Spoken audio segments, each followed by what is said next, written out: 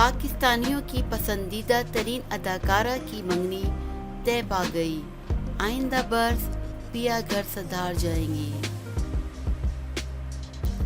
अदाकारा और मॉडल सवेरा शेख की मंगनी तय पा गई। आइंदा बरस पिया घर सुधार जाएंगी।